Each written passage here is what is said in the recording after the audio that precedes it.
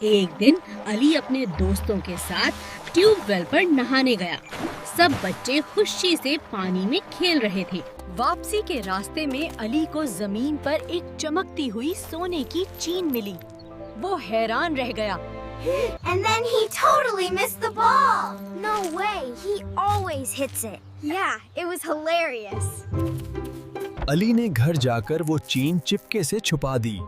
اسے ڈر تھا کہ اگر کسی کو پتہ چل گیا تو کیا ہوگا۔ ایک گاؤں میں ایک چھوٹا سا بچہ رہتا تھا جس کا نام حمزہ تھا۔ وہ روز صبح اپنی بکریاں لے کر کھیتوں میں جاتا اور انہیں چراتا تھا۔ حمزہ اپنی بکریوں سے بہت پیار کرتا تھا اور ان کا خوب خیال رکھتا تھا۔ ایک دن اسے زمین پر ایک چمکتا ہوا پرس ملا۔ جب اس نے پرس کھولا تو اس میں بہت سارے پیسے تھے۔